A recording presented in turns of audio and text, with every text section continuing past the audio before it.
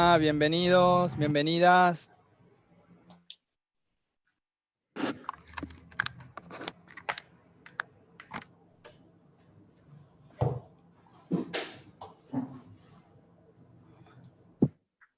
¿Nos estarán ya escuchando? ¿Hay vida del otro lado? A ver. Sí, Nacho, acá estamos. ¡Uy! Don Hola. Pablito, ¿qué haces, querido? Hola, Pablito ¿Cómo va? querido, qué gusto Hola, Diego, escucharte. ¿cómo va? Bien, bienvenidas todas y todos, qué bueno que estén acá. ¿Qué onda, Pablo? ¿Todo Hola, bien? buenos días, muchas gracias. Hola, buenos Gracias a días. vos, buenos Buenas. días. Buenas. Buen día a todos. Buenas. ¿Qué tal? Vayan pasando, siéntense. Ah, no. Buen día, ¿qué tal? Buen día. Hola, buen día.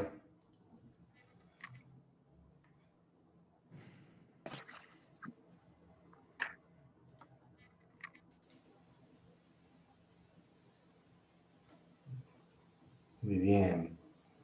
Bueno, qué bueno. Muchísimas gracias. Hola, Pato.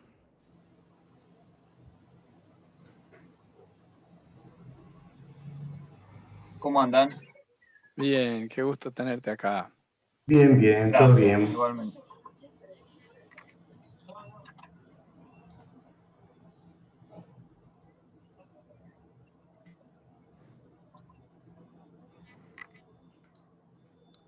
Bueno, esperamos unos minutitos más y arrancamos, ¿sí? Medio. Vale. Gracias, Ani. Sí, ahí están los blancos. Bueno, ¿nos escuchan bien ahí? Bien, Perfecto. Sí, perfecto. ¿A mí se me escucha bien? también, Nacho. Fantástico. Fantástico. Se escucha perfecto. Gracias, Marilina.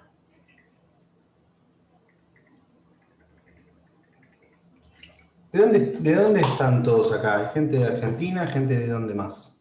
¿Qué horario hay en este lugar? México, México, Ciudad de qué bien. México. Lindo. ¿Qué hora es allá? Venezolana en Chile. Pasa, Por aquí qué son las bien. 12. Ah, qué bueno. Los vecinos, qué bien Chile. Aguante. Gracias. Aquí en la ciudad son las 9 de la mañana. Ah, Tempranito. es el día, qué Bueno, bueno. gracias por venir Buenas temprano. tardes, sí. Hola, yo estoy en Bueno. Madrid y por acá son las 4 de la tarde. Ah, qué bueno, gracias, Carlos. Sí, gracias, Carlos.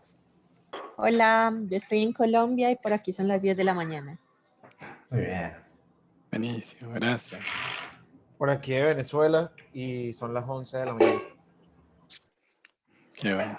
Aquí son las 12 para nosotros, en Buenos Aires. Hola, hola. Hola. Por acá también en Argentina, es mediodía, las 12 de la tarde. Bien ahí. Buenísimo, Carlos. De aquí, Perú, son las 10 de la mañana. Qué bien, Buenísimo, Perú. gracias, Beatriz. Qué bueno.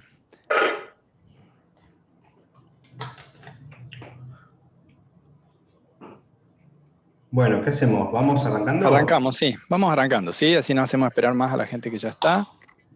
Dale. Perfecto.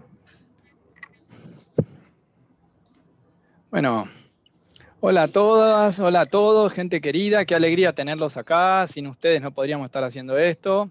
Nacho y yo podríamos estar hablando con Ani, pero no sería lo mismo, para nada. Así que gracias por esta oportunidad que nos dan para compartir y para aprender con ustedes.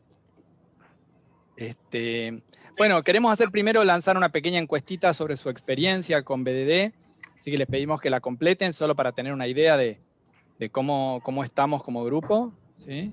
Si pueden ir completando ahí, después les compartimos los resultados, ¿sí? ¿Están viendo la encuesta? Pero solo se Sí. ve como para los resultados. Ah, hay que poner relaunch, Nacho. Perfecto. Me equivoqué de botón. Ahí está. Ahí va, ¿no? Sí. ¿Cuánta experiencia Progresa. tienen con BDD? Sí. Gracias. Ahí estamos viendo las respuestas. Qué lindo ver las líneas ahí que dicen que estamos conversando, aunque sea una conversación rara, digamos, mediada. Y tácita también. Sí, tácita, tal cual. ¿Vos estás compartiendo, Diego, ya pantalla? Ay, no. Vamos con el Perdón. título. Sí, ay, sí. Un segundo. Tranca. Creía que sí y me quedé en la desconexión anterior. Un segundo. Estoy ahí. Debería estar compartiendo. Perfectamente.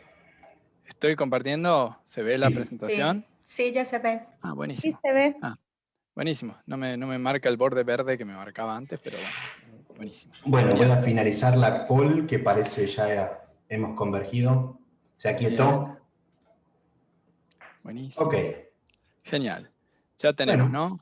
Buenísimo, avanzamos, ¿sí? Muchas Perfecto. gracias por compartir. Esto nos sirve para estar en, adaptarnos a nuestro contexto. Buenísimo. Bueno, nosotros somos Nacho y Diego. Él es Nacho y yo soy Diego.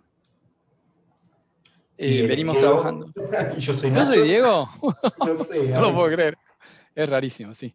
A veces soy Diego, sí. No. Bueno, venimos trabajando haciendo desarrollo y acompañamiento a equipos ágiles en Grupo Esfera hace muchos años ya. Y queremos compartirles básicamente nuestra experiencia aplicando la práctica de BDD en un contexto muy particular y contarles ese caso. Es un proyecto que lleva 3 años hoy y nosotros hemos estado, Nacho ha estado todo ese tiempo y yo he estado gran parte de ese tiempo, así que venimos a contarles nuestra experiencia con todos sus sabores y sus desafíos. Así que esperamos que les sirva para aprender y también que nos sirva como comunidad para también formalizar un poco cómo compartimos experiencia, ¿no? Esto no es solo un reporte de experiencia, tratamos que sea un poco un estudio de este caso, ¿sí? Vamos a avanzar. Nacho, no sé si querías agregar algo.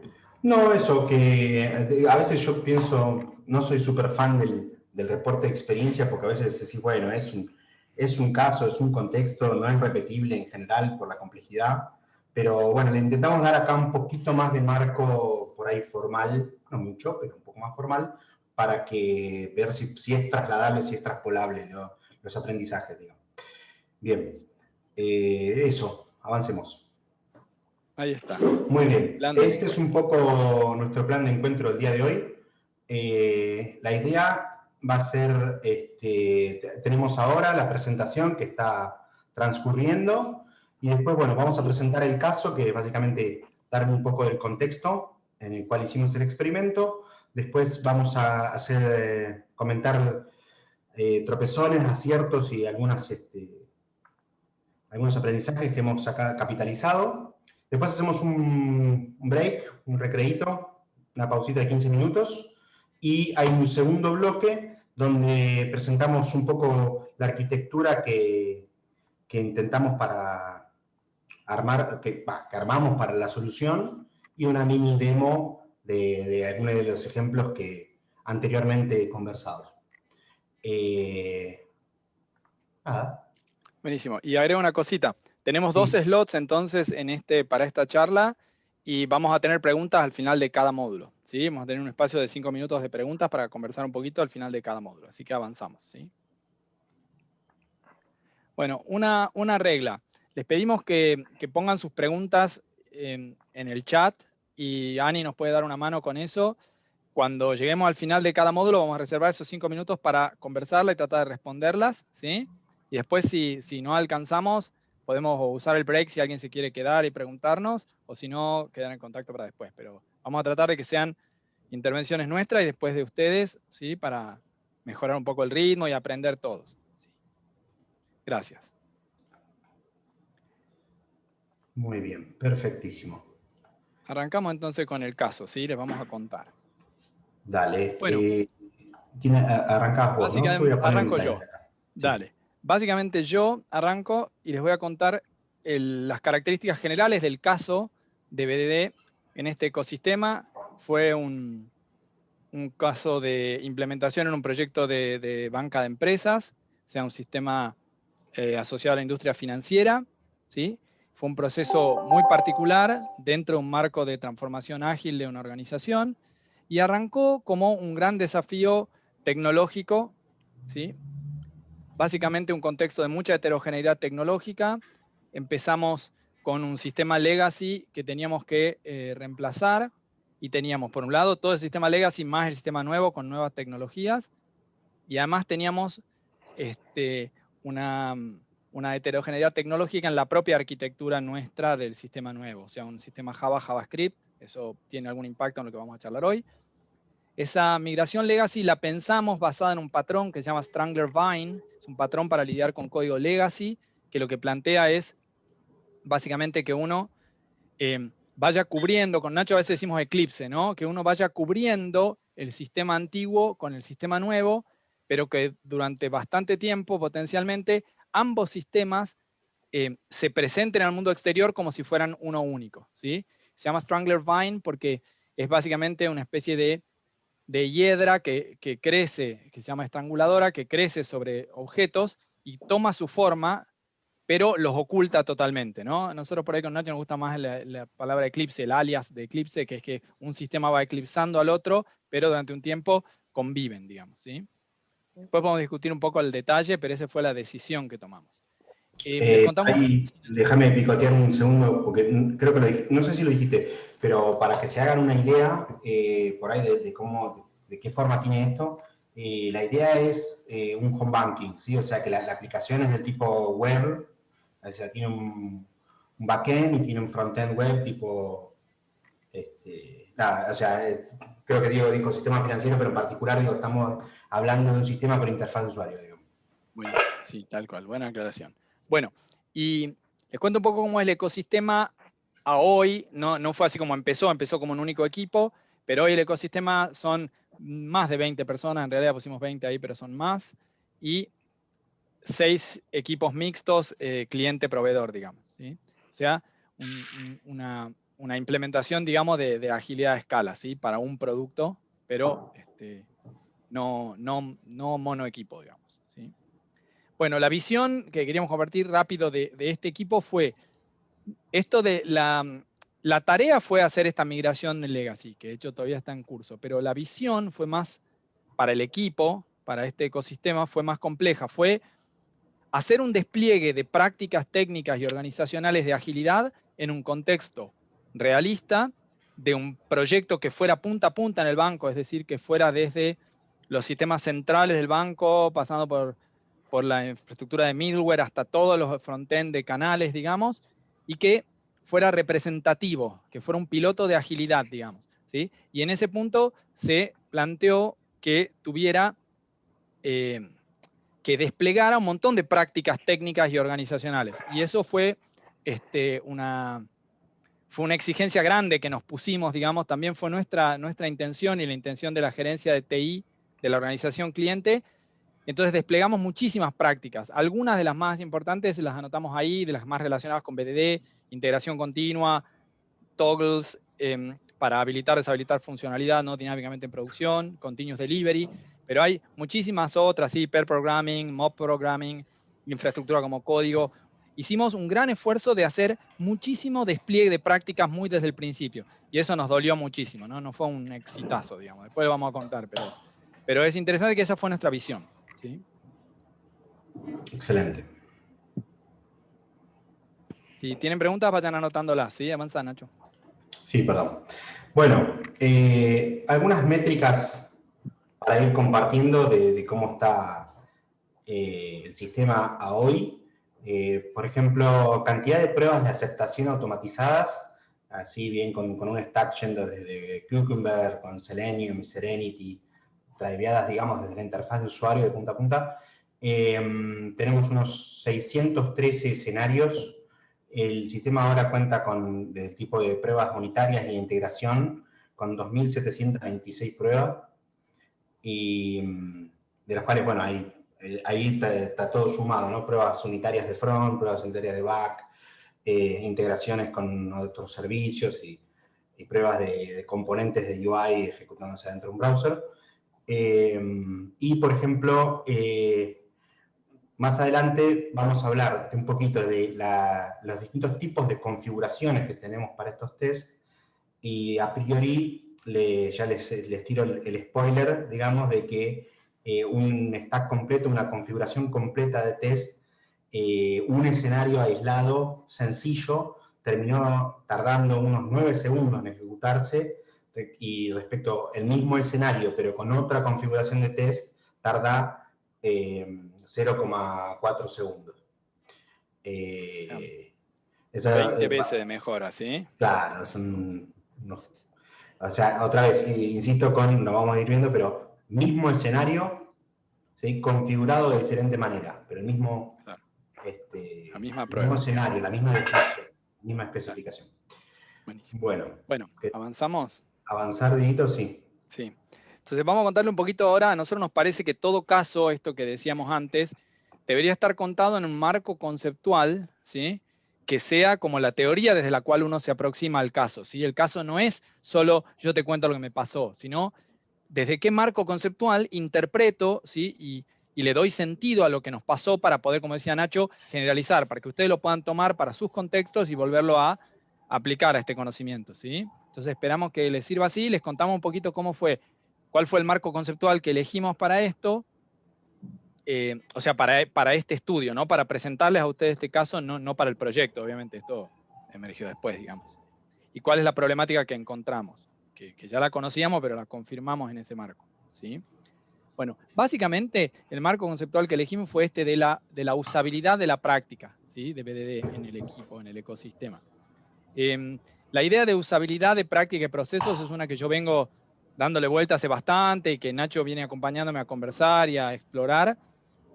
De hecho, presenté una charla sobre eso cuando empecé a explorarla en esta misma conferencia en Córdoba, no sé cuándo, creo que en 2012. Así que imagínense el tiempo que llevo dando vueltas con eso. Esta semana, de hecho, esta semana entrego mi tesis de doctorado sobre esto, sobre el tema de usabilidad. No es para presumir, sino para contar cuánto tiempo lleva, digamos, ¿no? La maduración de alguna de estas ideas. O sea, recién encuentra su fruto así formal. Pero bueno, la idea de usabilidad de práctica es que la usabilidad nos ayuda a pensar las prácticas y a ver cómo mejorarlas, ¿sí? Cómo mejorar nuestra relación como usuarios con esas prácticas o esos procesos, ¿sí? Entonces, lo que hicimos fue evaluar empíricamente la práctica de BDD, o mejor dicho, la usabilidad de la práctica de BDD en el ecosistema, usando un cuasi experimento, que bueno, es una práctica, una técnica empírica, un método empírico específico, no lo vamos a describir para nada, pero para que tengan la referencia, ¿sí? Si les interesa algo después de lo formal del procedimiento que hicimos. Esto lo hicimos en marzo de este año, justito antes del aislamiento en Argentina. O fines de febrero, no me acuerdo, principio de marzo. Bueno, Por ahí. lo que encontramos, sí, por ahí. Lo que encontramos básicamente, lo más fuerte que ya lo sabíamos, era este gran tema de feedback, digamos, problemas de feedback en la práctica. Y es un tema de usabilidad clave, ¿no? Lo que sí no nos esperábamos era todo lo que apareció abajo. El título lo teníamos, pero algunos de estos los teníamos y otros no. El primero era que era demorado, sí, eso seguro que lo teníamos visto, ¿sí? Ya lo vieron en las pruebas, les dimos un ejemplito con las métricas de que, imagínense que si tenemos 613 escenarios y cada escenario, dijimos que uno simple tarda 9 segundos, bueno, se hace largo, ¿sí? Esto tarda entre media hora y una hora, por ahí tarda un build de esto, ¿no? En distintos momentos de la historia. Después vamos a contar un poco más. Pero entonces el feedback demorado fue lo primero dolorosísimo, digamos, que además ya lo sabíamos, en parte del estudio lo hicimos para confirmar estas cosas, ¿no? Y también para entender un poco más qué estaba pasando. Lo siguiente, típico también clásico, son los falsos negativos, pruebas que fallan cuando no hay ningún problema real, ¿sí? Dicho de otra forma, el problema está en la prueba, no en el sistema bajo prueba, ¿no? Y acá apareció algo que no esperábamos en el estudio, que fue problemas de feedback entre personas, es decir, que las interacciones no eran satisfactorias con las personas del negocio, ¿sí? Que faltaba cercanía en la interacción, que faltaba compartir los escenarios, ¿sí? Hicimos mucho trabajo, sobre todo al principio, de compartir esos escenarios, de tratar de aprender a hacerlo juntos. Eso todavía este año, ¿no? En marzo decimos, la encuesta la hicimos, dentro del cuasi experimento hicimos una encuesta que vamos a mostrar, muestra estos problemitas que no habíamos visto como tan prominentes, digamos. ¿Sí? Sí, de hecho, los primeros, perdón, Dieguito, pero vale. Para sumarlo, digo, los primeros experimentos fueron muy power en el sentido de sentábamos a hacer pairing, no sentábamos a hacer pairing con un especialista de negocio, una persona más del palo de analista y una desarrollador. a ver, de codear y hacer la especificación para automatizarla. O sea, a ese nivel era la interacción, digamos, ¿no? O sea, Claro. Sí, sí. Y fuimos cambiando también nuestro modelo mental de eso, ¿no? Primero de algunas expectativas de que los analistas hicieran los escenarios, después que lo hiciéramos nosotros, porque lo hiciéramos pairing, después que lo hiciéramos nosotros. O sea, ese es un lugar de mucho dolor y que nos costó mucho, ¿no? Y hay mucha gente que sabe mucho, de la que aprendimos mucho, pero nos costó mucho y nos sigue costando en la práctica, ¿no? Que es lo que esto dice.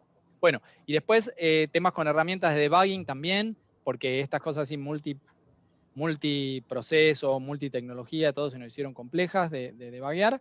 Y apareció otro tema interesante que también lo teníamos medio en vistas, que es algo de problemas con el modelo conceptual. Es decir, por ejemplo, el tema de test first se hizo difícil, digamos, ¿no? Para alguna gente creemos asociado a temas de feedback, como el feedback devorado, o de la complejidad de las herramientas. Para otras personas también creemos tema de modelo conceptual directamente, ¿no? De formas tradicionales de trabajar, o sea, de otras dificultades. Hay un montón de causas, vamos a avanzar porque si no, no terminamos más con esto, ¿sí? Dale. Bueno, parte entonces del estudio, que fue, como decía Diego, una encuesta que hicimos al equipo a principio de año más o menos. Bueno, una de las preguntas que se le hizo al equipo, bueno, fue un grupo, un segmento reducido, ¿no? De esas 20 personas habrán participado 12, Eran 12 sí. en esta encuesta, pero una de las preguntas fue, ¿cuánto de tu trabajo haces usando BDD, ¿no? O sea, cualquier persona desarrolladora o desarrollador del equipo, después de casi 3 años de trabajar en este proyecto. Entonces, bueno, un 50% dijo que una pequeña parte de su trabajo lo hace usando BDD. Después tenemos una cuarta parte que dijo que casi todo lo hace haciendo BDD. Después tenemos un porcentaje más pequeño que dice que más o menos la mitad de su trabajo lo hace usando BDD y algunos desertores directamente a la práctica que dicen yo no hago BDD. Claro. Uno solo, ¿no? Uno solo dice que no lo hace. También acá hay temas de perfiles, ¿no? Había una mezcla de perfiles acá compleja, con lo cual no es necesariamente claro que a alguien no le interesaba nada la práctica, ¿sí? En parte había gente que tenía menos trabajo asociado a eso dentro del equipo, ¿no? En un equipo multidisciplinario. Pero es clara, me parece, la distribución, ¿no? O sea, por lo menos la mitad o más dice poco o nada, ¿sí? Y esta segunda muestra, hicimos varias preguntas, pero elegimos un par nada más acá para mostrar, que dice cuánto de tu trabajo tiene pruebas de aceptación, ¿sí? Esta pregunta sirve para contrastar cuánta gente se apropia de la práctica de hacer pruebas de aceptación, pero por ahí no las hace antes, ¿no? O sea, no cumple el flujo de BDD. En este caso, ven que mejora, digamos, hay más gente que hace la mayor parte o la mitad, ¿sí? Ahora se invierte esa proporción, es decir, gente que hace la mitad o la mayor parte de su trabajo con pruebas de aceptación automatizadas, es más son 7 personas, digamos, ¿sí? de las 12. Acá los porcentajes no son buenos, no tiene mucho sentido hablar en porcentaje con números tan pequeños, pero bueno, es lo que hace la herramienta de generar las gráficas, ¿no? Pero en general lo que interesa es, se ve que hay más uso de pruebas de aceptación que lo que hay de BDD estrictamente, ¿sí? Bueno, vamos entonces ahora a las preguntas, ¿sí? Nos gustaría abrir ahora 5 minutos, ¿sí? Para escucharles si se entendió, si quieren alguna aclaración, si quieren hacer un comentario, opinar, ¿sí? Tenemos unos minutos, vamos. Abran micrófonos. Tenemos una pregunta en el chat, chicos. Gracias. Elizabeth dale, Ani. dice, para quienes no tenemos nada de experiencia en BDD, ¿nos van a dar alguna introducción respecto al tema, como en qué consiste y algunos ejemplos? No, pero es una buena preguntísima. No lo planeábamos hacer, lo podemos hacer ahora, cortito, ¿sí? Y lo explicamos, ¿sí? ¿Hay alguna dado el resultado de la encuesta inicial, por ahí vale la pena. Deberíamos haber adaptado más. Sí, gracias, Elisa. Dar una intro, sí. Dale. Si no hay alguna otra pregunta, explicamos rápido el ciclo, ¿sí? De BDD. Diego, una consultita cortita. Sí. ¿Por qué utilizaron BDD y qué otras opciones analizaron? Dale, gracias. Ahora respondemos, Fabi. Gracias. Entonces, damos una mini explicación cortita, ¿sí? ¿Parece, Nacho? Dale, hagamos una. Hay otra pregunta en el ¿Hay alguna chat que pregunta? dice: con el patrón de Stranglebane, ¿qué tal le fue? O Vine sería, ¿no? Vine, Mi sí. pronunciación en inglés no es la mejor. Bueno. Bueno, ¿en hagamos qué una orden las mini tomamos? intro Dale, y- hacemos una mini intro y después tomamos las otras dos Sí, preguntas. son ¿Te 3, parece? vamos a tomar las 3 por ahí, sí. Dale, poner las 3. Bueno, hacemos la mini intro verbal, si les parece, o cambio acá el sharing. A ver si me puedo poner un pizarrón. Tengo un pizarroncito acá, a ver si lo ven. ¿Se ve ahí? Ahí sí se ve. Justo ¿Vieron? Pablito hizo una pregunta que dale. la contesto ahora porque me Dale. parece más sencilla de contestar. Dale. Pablo pregunta si las encuestas que hicimos, estas finales que estamos mostrando, son sobre devs de Grupo Esfera o sobre el cliente. De las Y dos cosas, principalmente había, Grupo Esfera. gente mixta, sí, había gente de Esfera y gente de cliente. Del cliente. Pero principalmente de Esfera. Sí, Sí, o sea, la gran mayoría. la mayoría era de Esfera. Pero esto fue por un tema se llama una estrategia de conveniencia, o sea, invitamos a todo el mundo que pudimos y los que podían venir vinieron, digamos. Por ahí no invitamos a todo el mundo que deberíamos, ¿no? También puede haber errores de eso. Sí. No es una muestra representativa realmente. También es cierto que quisimos darle revancha, ¿no? A la misma encuesta, volverla por ahí a generar con la gente que faltó, lo que fuere, pero bueno, los tiempos y qué sé yo, no lo hicimos. Claro, eso tenemos ganas de hacer después, sí. Bueno, básicamente entonces explicación cortita con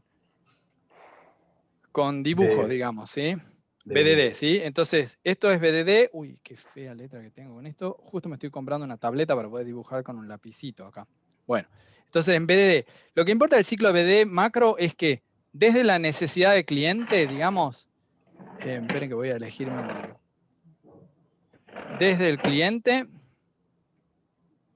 que en realidad está representado siempre por el PO, por los analistas, o sea, desde una mirada de negocio, ¿sí? Y decimos que en BDD es de afuera hacia adentro, se van a establecer una serie de especificaciones de escenarios de cómo se usa, cómo se imagina que se usa una aplicación, ¿no? Para cada historia de usuario, algunos escenarios, pueden ser un par, pueden ser 3, pueden ser más, ¿sí? Y esos escenarios se van a establecer antes de escribir nada de código, lo mismo que con TDD, es decir, definimos los escenarios y las pruebas antes de escribir nada de código, ¿sí? Una vez que eso está definido, lo que hacemos es, avanzamos a tratar de tener algo de código que lo implemente, ¿sí? Entonces, ahí vamos a escribir algo de código, ¿sí? Ese código que lo implemente, ¿sí? Va a ser, digamos, validado con respecto a esos escenarios, o sea, se va a iterar hasta que pase esos escenarios y se van a ir agregando más escenarios también, ¿sí? Es decir, esto tiene una vuelta. Uy, qué feo esto, perdón, me está quedando muy feo. Pero... Mientras, Dieguito, pregunta sobre chat. Claudia pregunta si los escenarios se escriben con Gherkin. La respuesta es sí, es una opción. Pueden escribirse de otra forma, pero Gherkin es lo que usamos nosotros en este caso, pero bien podría ser una especificación del tipo Fitness con datos tabulares o podría ser algún otro lenguaje. Lo importante es que esté escrito con una narrativa que tenga sentido para el negocio, para el que está describiendo el escenario, digamos. Bien. O sea, lograr tener un lenguaje ubicuo entre negocio y desarrollo. Bien, entonces, termino acá mi dibujo horrible. Disculpen, está hecho desde el amor de mi corazón, pero no desde la habilidad de mis manos, ¿sí? Entonces, estos escenarios describen digamos, lo que el negocio piensa y los desarrolladores entienden que describe lo que el comportamiento del sistema debe ser, y de ahí se va a generar código, y ahí hacemos TDD en ciclos más chiquitos, que repite esto mismo, pero para pruebas de componentes, de clases, de objetos concretos. No sé, Elizabeth, si queda un poco más claro. Sí, muchas gracias. Por favor. Bueno, avanzamos con la otra pregunta, así no dejamos afuera el resto. Respondemos rápido. Por ahí, rapidito, Jorge dice, ¿por qué BDD y no TDD? En realidad usamos las dos cosas. Claro. Un poco, por ahí, más adelante de alguna manera, cuando presentamos las métricas teníamos como 600 escenarios de aceptación y después teníamos como 2.700 pruebas unitarias. TDD por ahí, depende de la bibliografía que uno lea, esto podría ser una variante de TDD también. Sí, pero... eso. Perdón, Nacho, Sí. sí, una forma de buscarlo por ahí es buscarlo como TDD de afuera hacia adentro. Outside in TDD es esto que hicimos, que es BDD, ¿sí? Sí. También Pero- aparece como ATDD en un montón de ATDD, lugares. bien. Nacho, perdón, teníamos otras preguntas, ¿sí? No respondamos Sí, más adelante. esta porque dejamos pasar la de Fabián y otra más, ¿sí?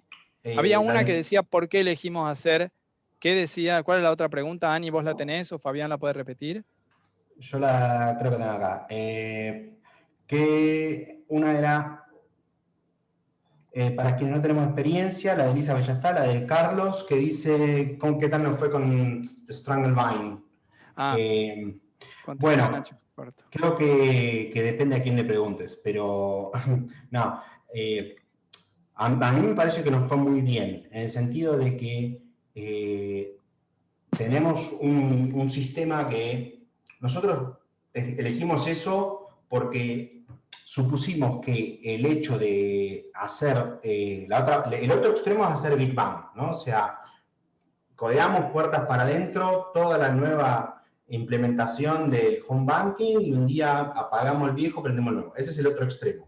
Bueno, hacer ese extremo nosotros pensamos que no nos permite jugar con la regla de Pareto de esto del 20% del esfuerzo del 80% del valor y también nos aumenta muchísimo el riesgo. O sea, hacer algo muy del extremo de Big Bang es muy riesgoso, muy, muy, muy riesgoso y puedes tener problemas serios con el negocio si es que, no sé, no puedes absorber muchos problemas juntos que aparezcan en producción. Entonces, Nacho, agrego una cosa y cerramos. Perdón. Sí, dale. Podemos pasar a la otra pregunta, si no, agrego una cosita, Sí. perdón, que permitió también hacer cosas como agrandar la solución sin migrar, que eso también es una tentación del negocio, muchas veces ocurrió.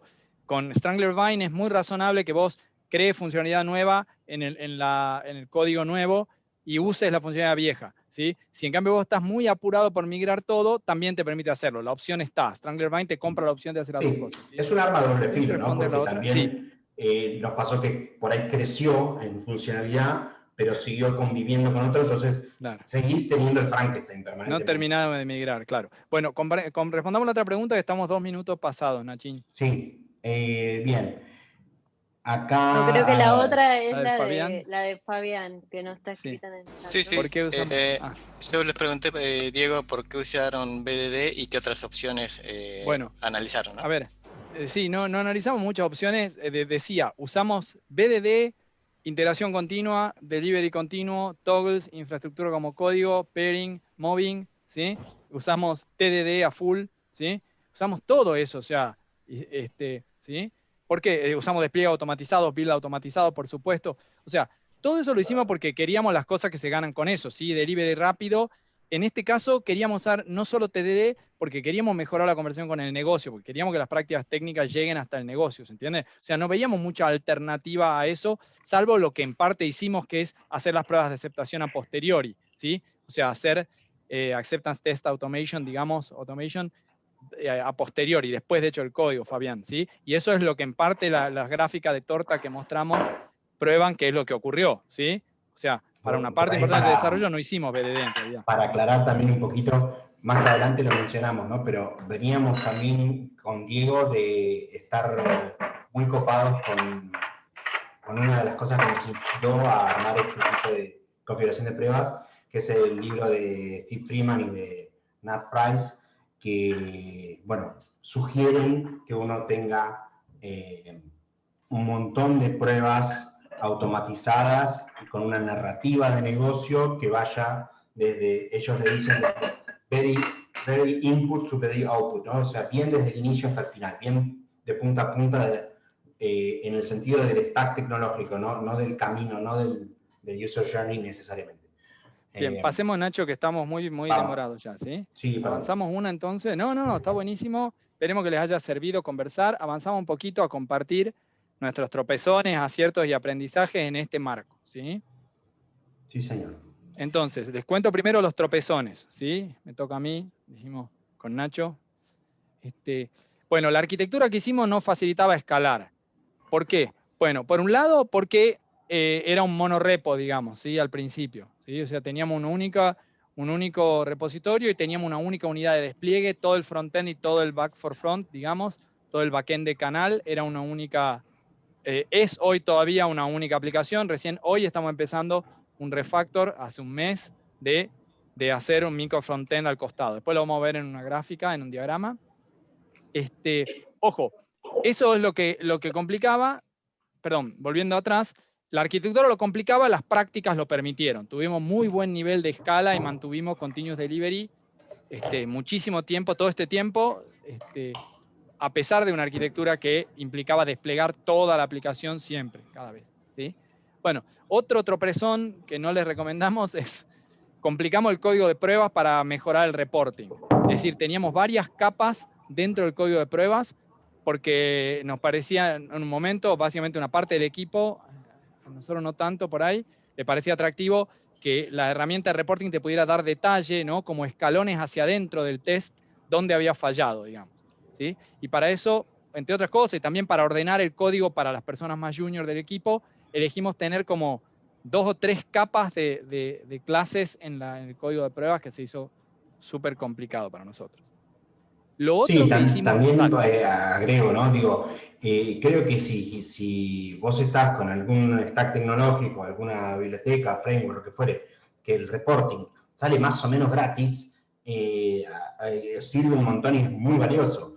Es solo que nosotros no teníamos ese tipo de stack, o sea, sí con Serenity, pero le tuvimos que meter además un poco de onda y de cosas custom, que bueno, la complican, por ahí no vale tanto la pena. Sí, pero fue nuestra decisión, ¿no? No necesariamente que si la herramienta esté mal, sino que nosotros también elegimos usarla de esa manera, que nos mordió un poco.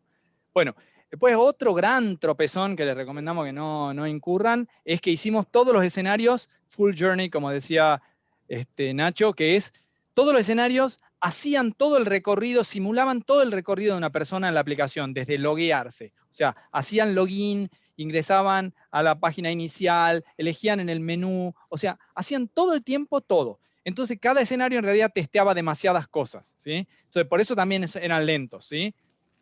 La alternativa era claramente decir, en modo test, me marco como que ya ingresé, yo ya tengo sesión en la aplicación, entonces hago lo que quiero hacer. No hago todo lo que necesito para lograrlo, ¿sí?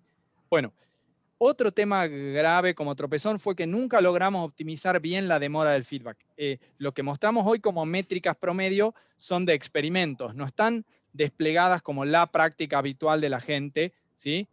En cuanto a pruebas de aceptación. O sea, no logramos nunca optimizar bien la demora en las pruebas de aceptación, ¿sí? En las otras sí, las otras son muy rápidas. Las unitarias, integración como es normal. Sí tenemos, perdón, sobre eso le vamos a mostrar demo de experimentos que tenemos funcionando, del código, digamos, productivo de las pruebas, que sí es muchísimo más rápido, como mostramos, 20 veces más rápido, ¿sí? Bueno, después no pudimos configurar programáticamente el sistema bajo prueba, el sistema under test. Eso lo que nos dolió es que las pruebas no podían controlar todos los componentes que iban a administrar para probar, sino que, no sé, scripts por afuera tenían que levantar servidores y otra infraestructura más pesada, proxies, otras cosas complejas para hacer andar eso. Bueno. Y finalmente, no reestructuramos la arquitectura de pruebas a tiempo. Esa es una gran responsabilidad que tomamos Nacho y yo, de no haber cambiado antes, o sea, no haber empezado antes la tarea que empezamos hace unos meses y que le vamos a mostrar hoy, las ventajas que tiene, pero que no llegamos a hacerla a tiempo de transformar la práctica actual del equipo, del ecosistema. Bueno. Nacho. Sí. Perdón, es que ¿sabés qué? A veces estoy mirando en mi lado Sí, dale, de la presente y cosas. Bueno, cosas que entendemos como acierto fue que el producto quedó muy sólido, o sea, tenemos una cobertura muy, muy confiable y continuous delivery a escala. Eso quiere decir que básicamente cuando integración continua dice que está todo ok, realmente está todo ok. Prácticamente tuvimos muy pocos casos donde tuvimos que ir a hacer un redeploy después de haber hecho un despliegue que se suponía correcto y demás. Muy raro, o sea, estamos hablando de que desplegábamos un home banking en cualquier horario, con alta disponibilidad, en hora pico y lo que fuere, de 2 veces por semana y casi sin ningún tipo de error de deploy. No había que salir corriendo había que cruzar los dedos, no había que programarlo, o sea, muy interesante. Después tuvimos algo como aciertos, que hemos mejorado el NPS respecto a lo que era el sistema legacy, o sea, ya las partes nuevas, aunque no estaba todo migrado, ya iban dando un mejor pronóstico respecto a la satisfacción del usuario con el sistema que estaba usando. Se han reducido, a raíz de nuevas funcionalidades que tenía el sistema nuevo, se fueron reduciendo algunos costos operativos. Había formas de autogestionarse distintos procesos que antes eran manuales o por sucursal, lo que fuere. La parte del negocio le perdió el miedo a desplegar y valoró mucho el hecho de poner, de distinguir esto de desplegar en producción es distinto a hacer release a los usuarios finales, digamos, ¿no? O sea, muy valioso eso, para de pasar de un negocio que tenía miedo de hacer deploy y te pide que lo hagas fuera de hora y qué sé yo, a pasar a el negocio que te diga, che, hace rato que no hacemos deploy, ¿por qué no hacemos un deploy? O sea... Sí. Y hagamos deploy porque sí, deploy. Decía, aunque no tengamos nada, hagamos deploy, digamos. O sea, claro, alguna vez algo... el PO nos dijo, el feature más importante que hicimos es hacer toggles en este proyecto, digamos. Eso viniendo del negocio es muy bueno, digamos, ¿no? O sea, para nosotros fue una gran alegría. Bueno, sí, eso es algo que definitivamente compré y lo pienso implementar en cualquier cosa que haga de ahora en más. Aciertos, bueno, otro acierto fue, esto por ahí para nada, mérito más que nada de todo el equipo, por supuesto, que pese a que el feedback, como decíamos antes, era bastante malo, o sea, las pruebas corrían lentas y qué sé yo, el equipo igualmente, a pura disciplina, todo el tiempo, todo el código testeado, todo automatizado, y eso hizo que esto pueda escalar, ¿no? Que hoy por hoy hay 20 personas haciendo push al mismo repositorio de código, y hay siempre el producto y está todo integrado y todo válido. Bueno, otro acierto muy interesante es que pudimos hacer muchos experimentos con Diego. Eso creo que es muy valioso en cualquier proyecto, poder hacer experimentos, que el proyecto te permita hacer experimentos es fundamental. Bueno, y hemos aprendido y enseñamos y aprendemos enseñando y enseñamos aprendiendo, no sé, todas las cuestiones que hay ¿no? De leer un libro y decir esto es una genialidad y después ir y ponerlo y decir, bueno, esto sí, esto no tanto, digamos. Y otro acierto muy interesante es que muchas de las prácticas técnicas se mostraron a la alta gerencia como un valor en sí mismo. Doy un ejemplo concreto que, por ejemplo, cuando estábamos empezando a automatizar las pruebas de aceptación y que corren con el browser automatizado y Selenium, qué sé yo, a la gerencia se le mostró un video que mostraba cómo ejecutaban automáticamente todos los pasos de las pruebas y qué sé yo, que resultó muy atractivo, aparte algo que típicamente tenían un departamento con personas que ejecutaban esa casuística de regresión sobre el sistema de manera manual, digamos. Entonces era súper atractivo en términos operativos, en términos de velocidad, en términos de confianza, etc. Avanzamos, ¿sí? Avancemos, sí, yo puedo bueno, hablar. Sí, estamos pasados de tiempo, ya son y 43. Bueno, repasamos los aprendizajes un poquito y después, si quieren, nos quedamos 5 minutos para hacer preguntas, ¿sí? Durante el break, si quieren. O pueden salir los que quieran. Repasamos ahora, entonces. Para nosotros los aprendizajes. Primero que nada, optimicen para feedback rápido. Ya el maestro Kent Beck había enseñado eso y nosotros, como siempre, a los aprendices nos cuesta más, nos lleva tiempo, ¿no? Los maestros tienen claridad y te dicen y vos te llevas unos años, ¿no? de darte la cabeza contra la pared para aprender eso, ¿no? Así es la práctica, desafiante. Entonces, optimicen para feedback rápido siempre, antes. En función de eso, una cosa que aprendimos interesante que van a ver en los experimentos que vamos a mostrar después del break, es que la tecnología de pruebas o el driver de pruebas, lo que toca al sistema bajo prueba, tiene que ser cercano a la aplicación. Por ejemplo, cuando usamos un framework, concretizando, está bueno que las pruebas están hechas con el mismo framework con el que está hecho la aplicación. Porque eso hace que el control del sistema bajo prueba sea eficiente y sea claro, ¿sí? Van a ver esa métrica que les mostramos, ¿se acuerdan? De 9 segundos a 0,4 segundos. en gran medida tienen que ver con esto de compactar la distancia entre la prueba y el sistema bajo prueba, ¿sí? También otras cosas por ahí, pero bueno. Otra cosa importante que es fundamental tener buena cobertura de aceptación, lo que decía Nacho, es decir, acá los equipos pasan y pasan y pasan a producción sin preocuparse, o sea, lo que tienen pusheado está bueno para pasar a producción. De hecho, una cosa que Nacho compartía era que muchas veces... Tiempo, Dale, termino acá, sí. pero estamos en tiempo. Compartía que muchas veces los equipos pusheaban algo y alguien lo mandaba a producción antes de que ellos pidan el pasaje, porque ya estaba yéndose otro a producción con eso, ¿sí? O sea, era como, ¿no? Como el tren que pasa todo el tiempo, en vez del tren que pasa cada 3 meses, digamos. Bueno, cuidar la performance, escalabilidad, reporte y debug de las pruebas, eso es clásico, pero es un temazo para nosotros. El año pasado hablamos de eso en Ágiles, en Rosario, ¿sí? Y balancear pruebas con distintas configuraciones, es decir, algunas pruebas más de todo el stack tecnológico y algunas pruebas más chicas, ¿no? Algo de eso vieron, pero no mucho, lo vamos a ver en el segundo módulo. Y finalmente, no todas las pruebas tienen sentido en todas las configuraciones. Es decir, por ejemplo, una prueba de un componente de UI que dice cuando hago clic en este filtro, cambia el contenido de esta pantalla, por ahí no es una prueba de aceptación completa, es una prueba de interacción de UI, ¿sí? Y aparte tenemos por ahí otra prueba de aceptación que prueba la funcionalidad, ¿sí? Pero que no se detiene tanto en los detalles de interacciones, ¿sí? Después vamos a ver un poquito más algunos ejemplos, pero como no todas las pruebas tal vez como nosotros habíamos aprendido. Si luego me lo mandan, tenemos 2 monitores en casa. Perdón, tenemos ahí alguien que está sin el micrófono. Bueno, uy, Nacho, te robé tu slide. No pasa nada, yo digo que sí. Paramos, ¿queremos hacer rápido? Como quieras, también hay un par de preguntas en el chat. Bueno, ¿hacemos algunas preguntas y en todo caso después lo retomamos? Sí. Sí, o hagamos para los que quieran, estiren las patas, qué sé yo, hagan lo que tenga que hacer y si quieren vamos charlando algunas de las preguntas. Mientras, dale, quieren salir, dale eso, que salgan los que necesiten ir al baño, de estirar las piernas, comer algo, ¿sí? Sí, en 10 minutos retomamos. Diego, Nacho, ¿pueden regresar el slide anterior, por favor? Sí. Gracias.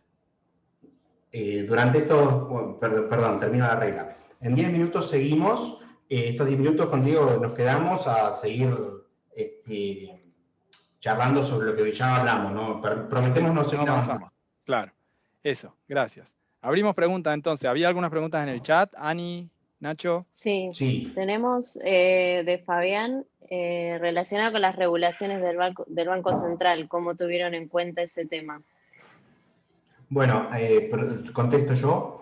En realidad no hubo problemas con eso. Las regulaciones del Banco Central se introducen al backlog como cualquier otro requerimiento. No sé si eso contesta la pregunta, pero no había demasiados problemas con eso. En el caso, por ejemplo, de lo que es calidad y otras cuestiones, el Banco Central sí entiendo que pide evidencia de que se corre determinada casuística antes de hacer una implementación y nosotros las generamos automáticamente. El servidor de integración continua, después de correr las pruebas, saca captura de pantalla de cada uno de los pasos de los test que se automatizaron en un navegador y eso que queda archivado como evidencia de que se corrió la batería de pruebas. Sí, y haré una cosa más. Que también separamos. Hicimos el pipeline, lo implementamos en 2 espacios. Uno como de modo productivo, ¿sí? Más limitado, y uno de modo desarrollo, más bajo control del equipo. Eso también fue algo que hicimos a partir de expectativas de separar que podía tocar el equipo. Configuración sensible y otras cosas. Claro. Claro, iba a decir eso, que el Banco Central también te pide separación de funciones, ¿no? Y a veces eso es difícil. Bueno, eso, Ani, lo teníamos así. No todas las personas del equipo tenían poder para apretar el botón de pasada a producción. 3 personas, supongamos, podían y otras tantas no podían. No, 3 al principio. O sea, al principio 3 de 9 podían y 6 de 9 no podían. ¿Sí? Ahora hay más gente que puede. ¿Sí? Claro. Bueno, avancemos a otra pregunta. ¿Sí? Dale, más o menos qué cantidad de transacciones diarias tenía esa entidad y cómo aseguraron la no pérdida de esas transacciones. Esa pregunta quizás escapa un poco al alcance de revisar la práctica de BDD, porque yo al menos no la veo tan asociada, Pero bueno, para contestarle igual, digo, para ahí teníamos todo otro aparataje que tiene que ver con monitoreo, digamos, de la aplicación en producción. Teníamos el stack de, hoy por hoy tenemos APM con Dynatrace, tenemos Kibana con Elasticsearch y Logstash y servidores de logs y algunos aparatejos para hacer reporting sobre eso. Pero salvo que no entienda bien la pregunta... No, Nacho, creo que tiene que ver con los despliegues. Teníamos varios servidores en paralelo y cuando desplegábamos no teníamos downtime, ¿sí? Entonces las transacciones seguían operando sobre los servidores que estaban levantados, ¿sí? O sea, hacíamos despliegue tipo, no sé, blue-green, digamos, ¿no? Desplegando de a uno en un servidor no disponible, digamos, más o menos. ¿No?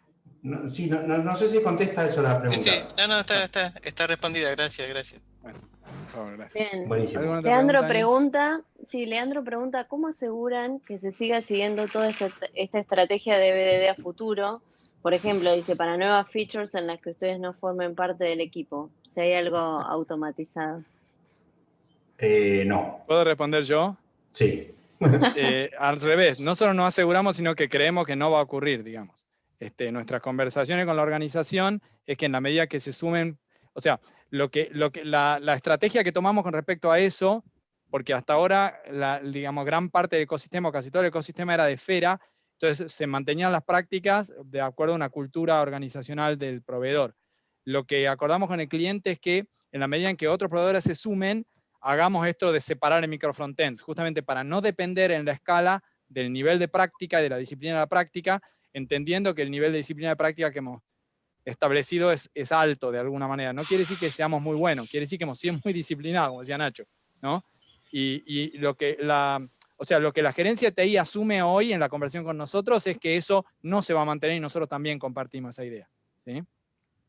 También, a ver, que sean micrositios o microfrontends no quiere decir que no haga falta hacer BDD, solamente que a lo mejor ese tipo de arquitectura te permite tener más heterogeneidad en términos de la calidad entre funcionalidades. Por ejemplo, un microfrontend puede tener mejores o peores prácticas de calidad que otro.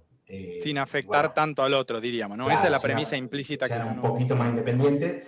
Eso es un costo que la organización cuando decide esa arquitectura lo va a asumir, digamos. O sea, podés tener módulos que no sean tan buenos como otros. Sí, eso también, perdón, tiene que ver con la decisión de qué proveedores tenés, digamos. La organización decide tener más proveedores distintos y no pedirles que ejerciten la práctica o no exigírselas. Bueno, eso es una decisión como de gestión, ¿sí? Eso está sobre la mesa hoy. Ahora, podríamos haber puesto mediciones de cobertura rígida, eso sí, no usamos nada de eso. Lo tomamos medio con pinzas a eso y no es tan trivial de hacer a nivel aceptación, porque la cobertura la medís, nosotros reportábamos acá, reportábamos por módulos de requerimiento, por requerimiento y por cada requerimiento qué pruebas teníamos, ¿sí? O sea que medíamos cobertura con unas barritas, digamos, pero es cobertura funcional sobre los requerimientos, ¿entiendes? No es una cobertura en el sentido de porcentaje de líneas de código, eso es aparte, eso tiene sentido en las pruebas unitarias, ¿sí? Sí, también es cierto que a nosotros no nos mueve mucho eso digo, no nos mueve cobertura nada. En sí mismo, ¿no? O sea, no. Es interesante, eso es otra discusión, ¿no? Pero digo, a nosotros no es súper valiosa esa métrica. Sí, ojo, relativamente nosotros tenemos cerca de 100% de cobertura de la funcionalidad, es decir, en términos de aceptación. No hay funcionalidad a priori hecha sin prueba de aceptación como contábamos antes, digamos, ¿sí? A priori, digamos, pero siempre algo puede haber, pero no es algo que medimos, digamos. Gracias. ¿Hay otra pregunta? Sí, Gonzalo pregunta, ¿qué significa balancear pruebas con distintas configuraciones concretamente? Ahora lo vamos a ver, Gonzalo. Perdón que ayer le cambiamos con Nacho el orden a esto y lo vamos a explicar ahora. Pero quiere decir probar partes más grandes o más chicas del sistema con la misma prueba, ¿sí? Ahora lo vamos a ver. Es lo primero que vamos a ver ahora cuando volvamos del proyecto. Claro. Pero sí, mala nuestra que lo mencionamos sin explicarlo. Eso porque cambiamos el orden ayer, sí, medio último momento. No sé si las respuestas que dimos son útiles y si pueden abrir el micrófono o repreguntar o algo así, a ver si les cierra, perdón. Hay una pregunta más. Genial, muchas gracias, Gonzalo, que gracias. Gracias, Gonzalo. Sí, yo había preguntado lo de cómo asegurar a futuro la estrategia, pero me quedó clarísimo. Gracias. Buenísimo, gracias. Bueno, Carlos. Sí, eso. Otra pregunta más. Sí. Dice, el comentario que mencionaron de que no pudieron levantar el SUT, ¿esa tarea se refiere a realizar mocks para emular escenarios o respuestas específicas?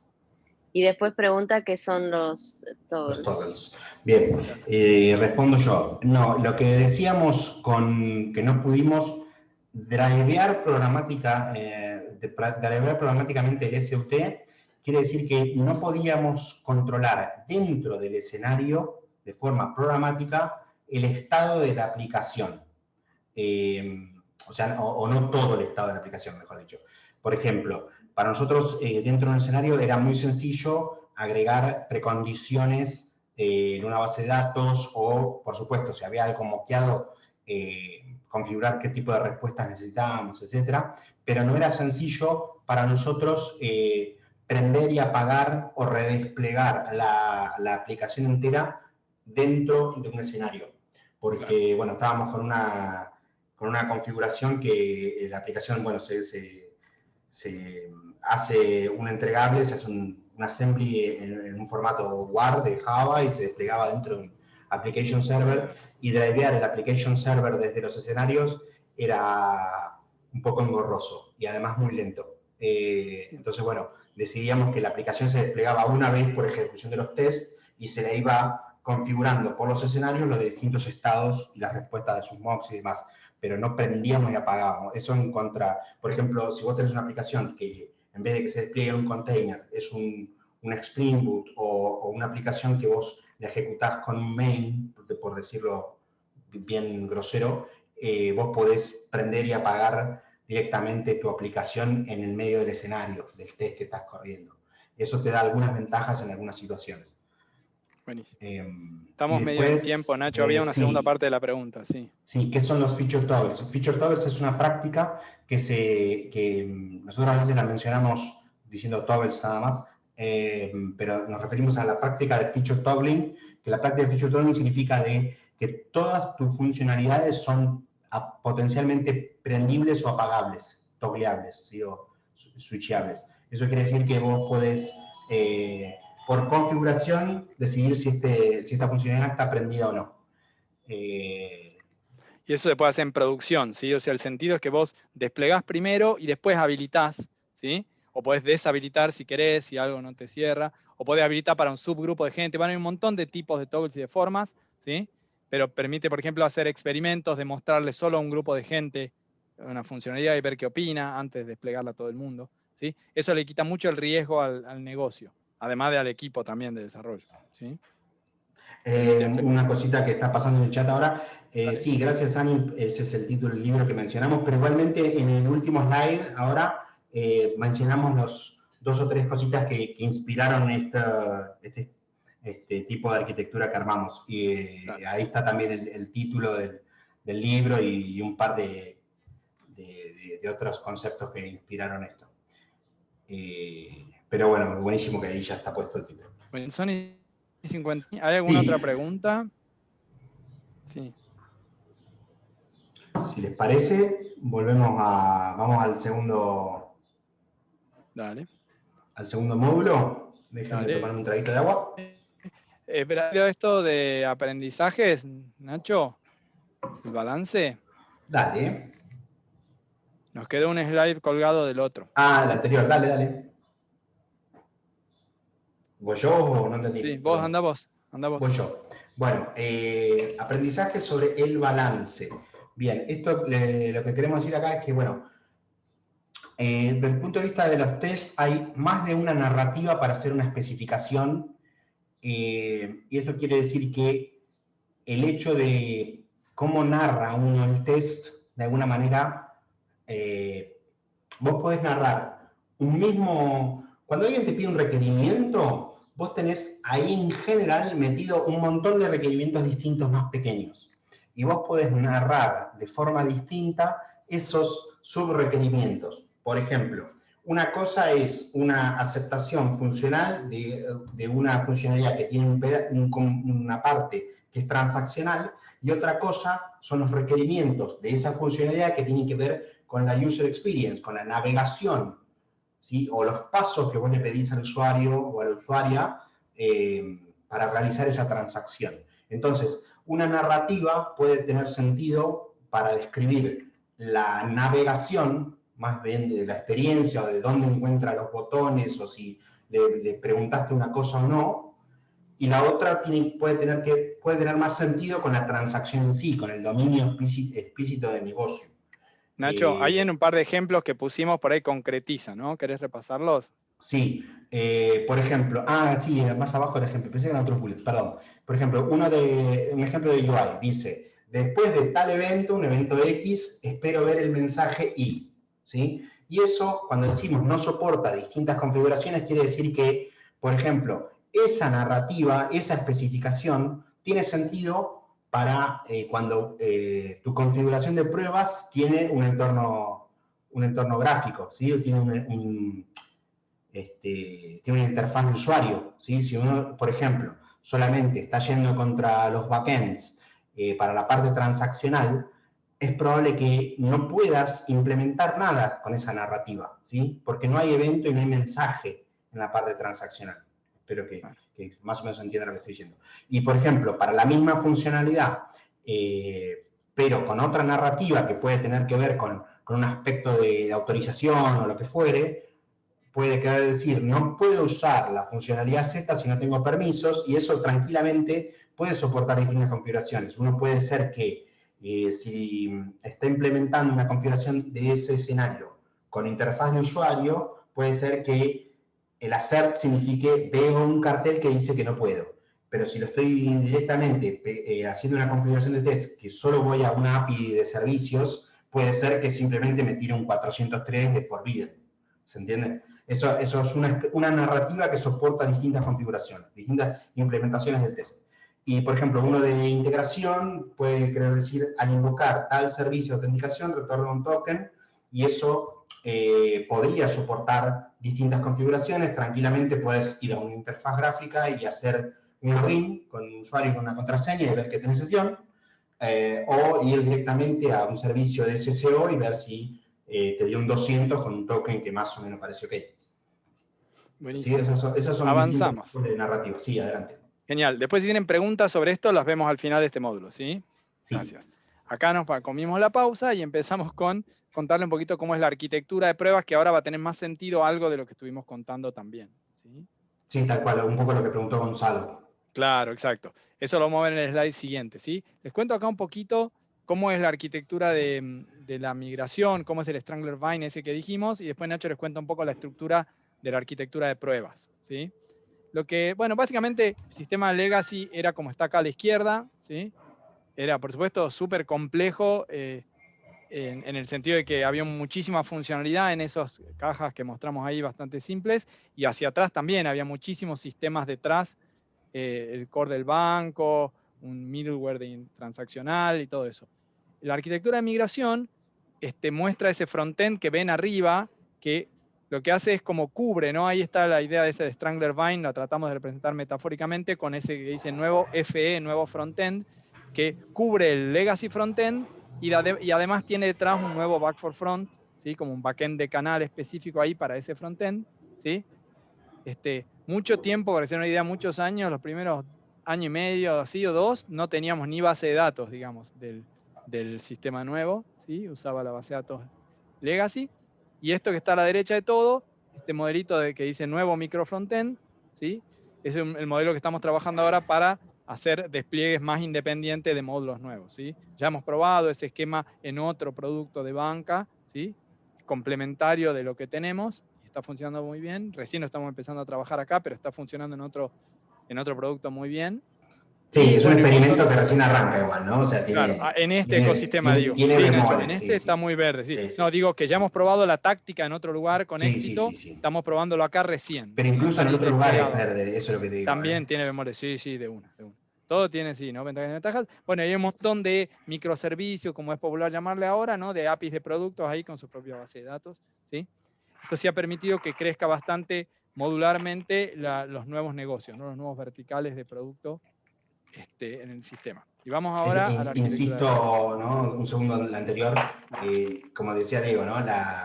El nuevo FE es el eclipse, ¿no? Lo que decíamos hace un ratito, ¿no? O sea, estamos eclipsando todo, incluso el frontend de la legacy.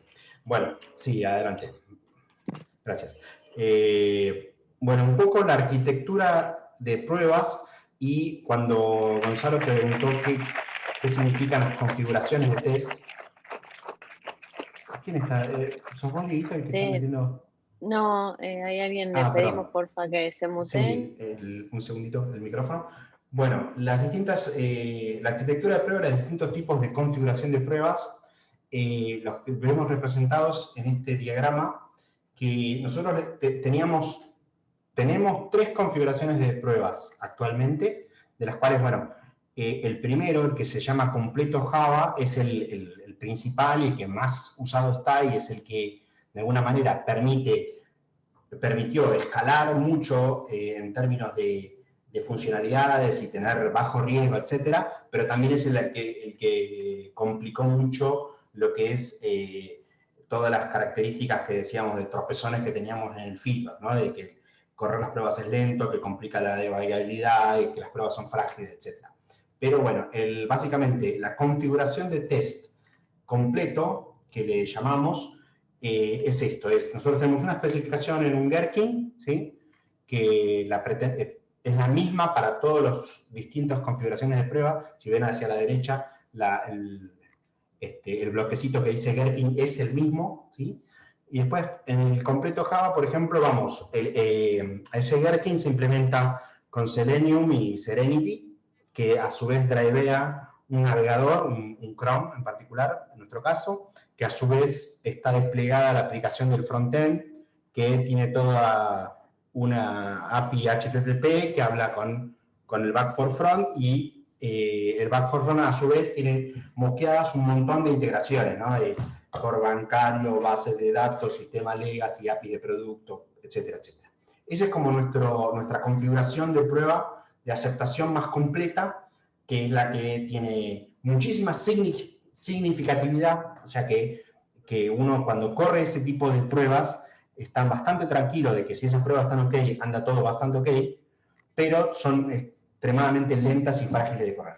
Después tenemos otra configuración de prueba, que es la del medio, que se llama completo JS, que acá, bueno, tratando de usar la misma especificación, el mismo escenario, pero corriéndolo en otro modo, ¿sí? O sea, en vez de usar Selenium y Serenity para drivear, usamos Ember.js y QUnit, que es nuestra tecnología de frontend, que a su vez eso drivea la aplicación de frontend, por HTTP habla con el Back4Front, y después los mismos modos de integraciones. Después en la demo vemos esto, acá hay un salto de velocidad en ejecución bastante grande, simplemente por acercar el punto de contacto del test a la tecnología del front. Esto un poco lo mencionó Diego atrás, pero bueno, por ahí acá se empieza a entender un poco mejor. Y después tenemos una última configuración de prueba, ¿sí? Que es otra vez el mismo escenario, la misma narrativa, el mismo Gherkin, solamente que implementado con JUnit, le pega directamente a la lógica de dominio, a las clases de Java, sin pasar por ninguna capa de HTTP, sin nada, directamente a las clases Java, todo en memoria, con mocks en memoria. O sea, en esta última configuración no hay ningún tipo de input-output, no hay red, no hay file system, no hay nada de ese estilo. Tiene, por supuesto, ¿no? Se imaginarán que la ventaja de esa última configuración es que es muy rápido y que es muy fácil de debuguear, ¿sí? Y muy controlable, pero es menos significativo que el resto en términos de, bueno, no estoy usando el frontend, no le estoy pegando a las capas de comunicación de HTTP, etcétera, etcétera, ni estoy usando mocks que hablen con el input-output del sistema, o sea, todo en memoria, pero tienen una experiencia de feedback fantástica. Claro. Haré una cosa, Nacho, una cosita nomás. Sí. Lo interesante, ¿por qué le llamamos completo Java y completo JS esos dos? Porque en significatividad son más o menos lo mismo. Si ustedes miran, la parte azul, celeste, ¿sí? De ambas incluye el frontend más la API más la lógica de dominio. O sea, lo que podríamos llamar toda la aplicación, ¿sí? Lo interesante es que entre esas dos, tenemos en las métricas que vimos después, van a ver y vamos a mostrar la demo corriendo, 20 veces más rápido una que la otra, ¿sí? Para un ejemplo de prueba, ¿eh? No nos resultó fácil tampoco, como decíamos, expandirlo. Estamos todavía en proceso, ¿no? Con eso.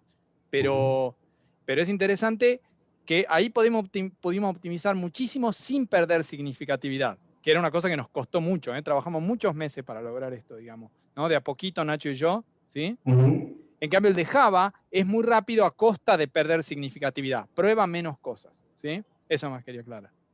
¿Avanzo? No sé si un poco Gonzalo esto aclara un cacho. Sí, aclara su... de hecho pregunta, ok, ahí van elaborando alguna prueba. ¿El completo Java se prueba con más de un navegador? A veces sí, a veces no, pero en general no, con Chrome nos alcanza.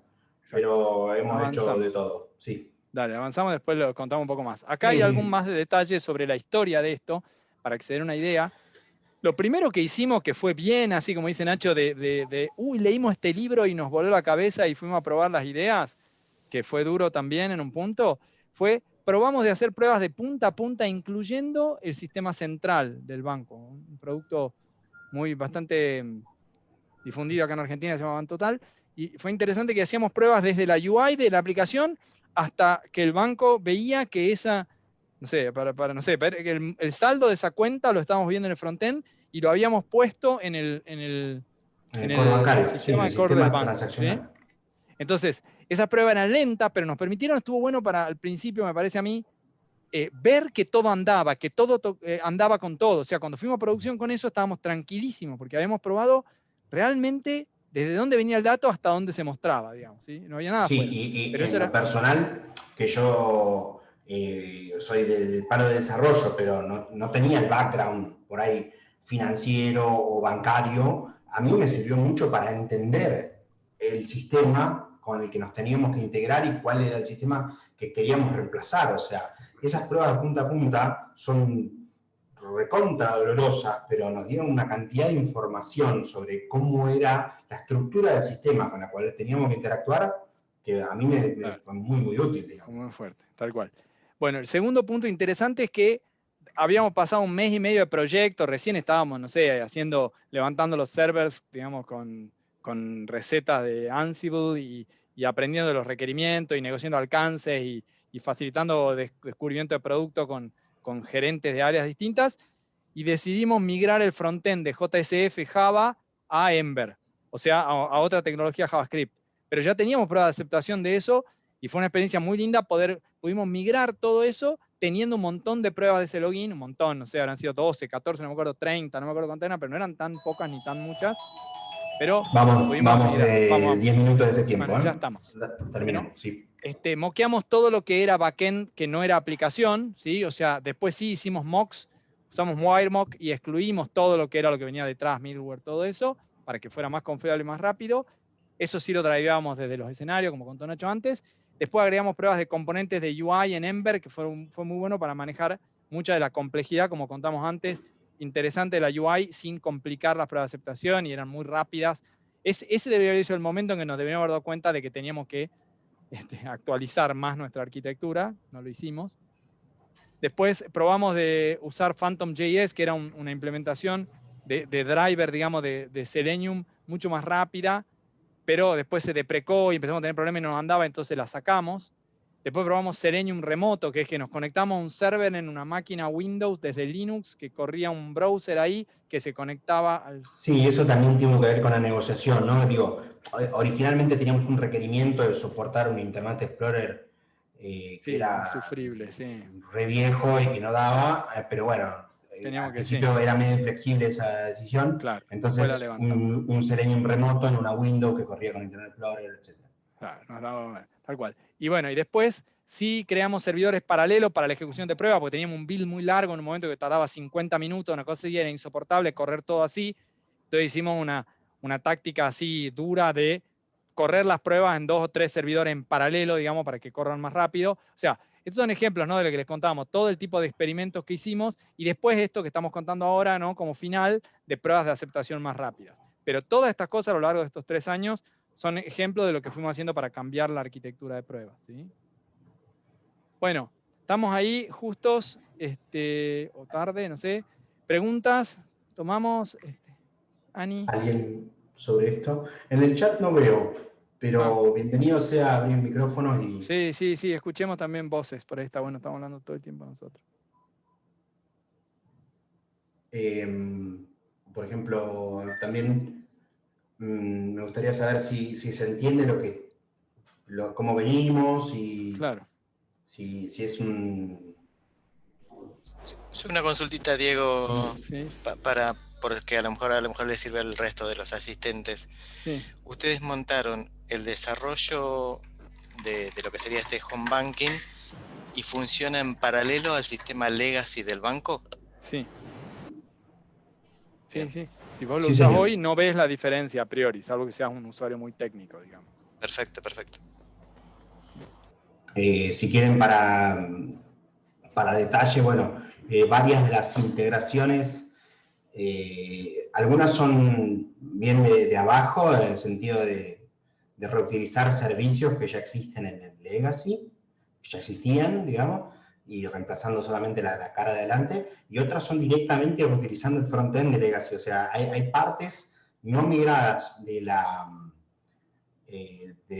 home banking que no están eclipsadas, ¿sí? Haciendo referencia a la metáfora, o sea que directamente, básicamente para que se entienda, hay un iframe yendo al frontend anterior, o sea, y cuidando más o menos que el estilo se parezca, entonces salvo que uno le esté prestando atención, no te das cuenta, pero es casi transparente. Gracias, Fabián. ¿Alguien más? Gonzalo pregunta en el chat, me queda la duda de cómo eclipsar con un frontend nuevo al sistema legacy. ¿Cuánto se demora en arrancar el eclipse? No. O sea, ¿te referís a la gestión, cómo migrar del todo, Gonzalo, o a la cuestión técnica de cómo se ejecuta en tiempo de ejecución?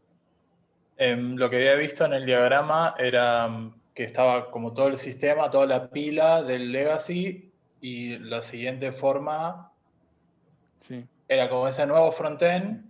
Sí. Y yo dije, bueno, ok, pero ¿cómo llegamos hasta ahí, no? Porque se ve lindo, pero debe haber sido difícil.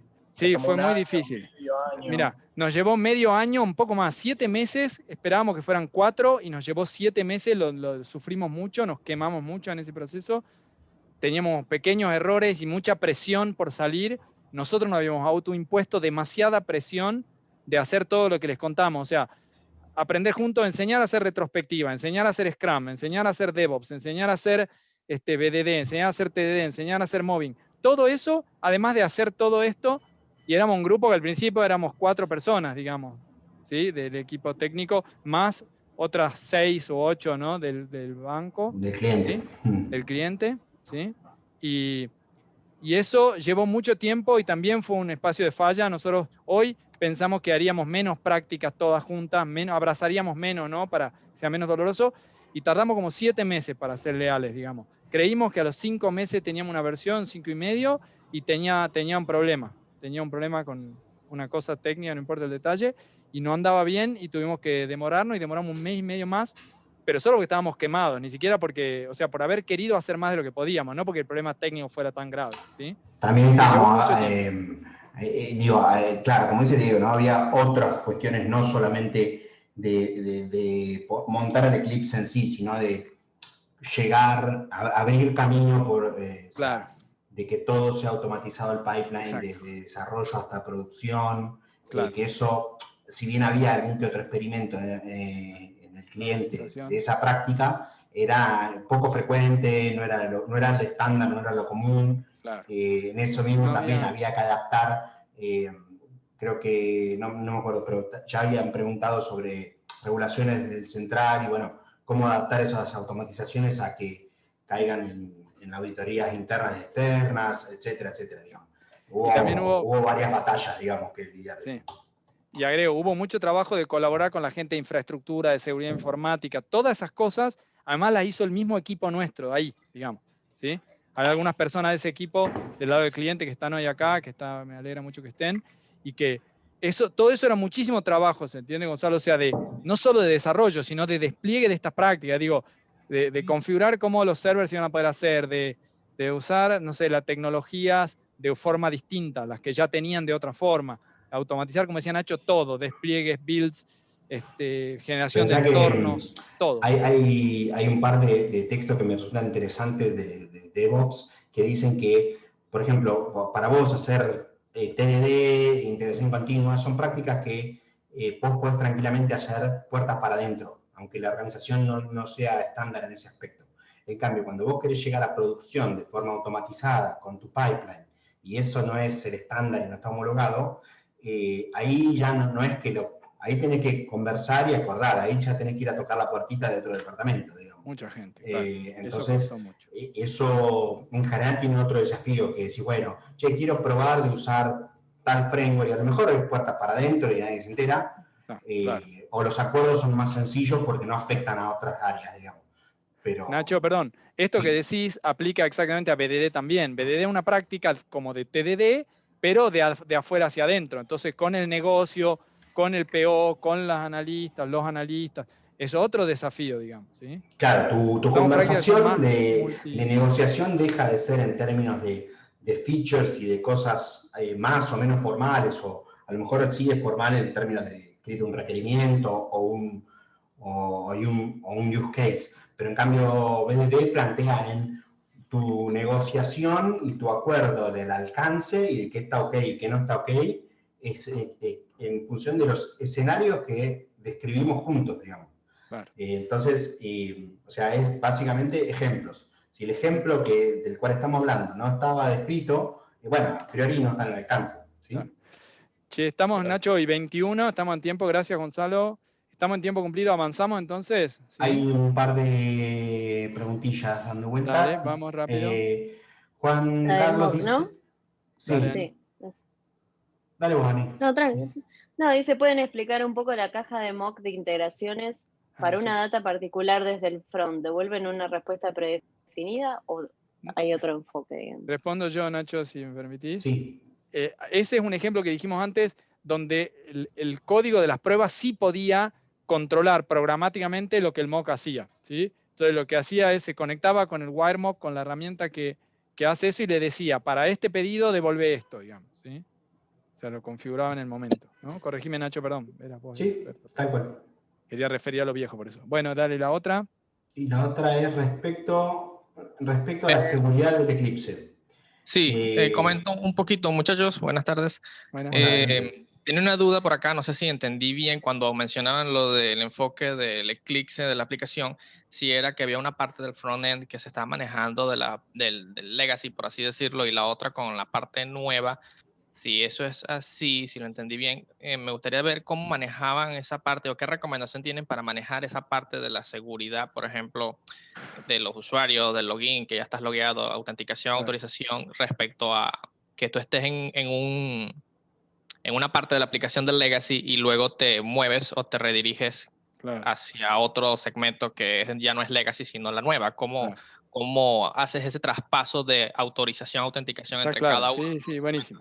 Nacho, contá sin dar mucho detalle que pueda ser sensible, ¿sí? Bueno, en realidad ahí está muy buena pregunta porque eso fue un temazo, pero básicamente, más allá de los detalles de implementación, bueno, por supuesto esto sufrió después un pentest y qué sé yo, de parte para homologar cosas del lado del cliente y demás, pero básicamente lo que hace la aplicación es maneja las dos sesiones de la aplicación nueva y la vieja en simultáneo, permanentemente. Cuando vos te logueás a los dos sitios, cuando te deslogueás, te logueás a los dos sitios, cuando renovás una sesión, renovás las dos sesiones y vas de uno a otro, más o menos transparente. Cuando se vence una, se vence la otra. O sea, todas las dos sesiones a la par se manejan. Esa es un poco la estrategia que se usa. No sé si tal cual. Perfecto. Gracias, muchachos. Gracias. De nada. Bueno, por favor. Bueno, ¿avanzamos entonces? Vamos. Bueno, a ver si me equivoqué. Bueno, perdón que recorremos el listado este. Buenísimo. Entonces vamos a ver ahora una demo, ¿sí? Cortita, contá vos, Nacho, ¿sí? De un caso de ejemplo con el que empezamos a experimentar. Sí, esto es, acá les muestro, hicimos videitos porque teníamos un poco de miedo de que, bueno, con el contexto este de Zoom y no Zoom, qué sé yo, de que algo se traba y levantar ambientes locales, no sé qué. Así que básicamente filmé la ejecución de un escenario usando la configuración de test de Java completo, ¿sí? O sea, vamos bastante de punta a punta, digamos. ¿Querés darle Sí. gas a eso? Sí, un segundo.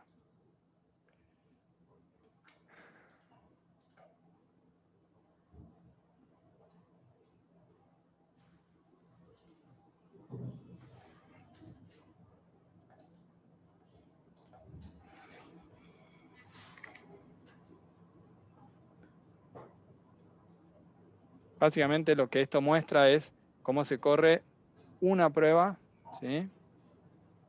De aceptación. Ahí hay un montón de salida de tracing, pero bueno, si ven si le ponen la lupa, dice cosas como se está pidiendo base de datos, etcétera, etcétera, bla, bla, bla. Bueno, acá, datos interesantes. Uy, quería la última frame, pero... No sé qué pasó. No importa. ¿Lo llevo al último frame? No, lo sí, llevo al dale, último frame y lo pauso. por favor. Sí, señor. Bien, ahí nomás. Fíjense, ahí corrió un escenario, 3 steps. Es un escenario que dice que intenta loguearse con un usuario que no existe y no puede. Y si se fijan en el tiempo, es un poco lo que Diego había spoileado antes. Ese escenario tardó unos 8.4 segundos, unos 9 que era lo que estaba adelante, pero solamente la corrida del escenario. Si ven un poquito más abajo, dice que tardó 10 segundos, no para abajo. Cuando dice test run, time last, sí, 10 segundos. Acá 10 segundos.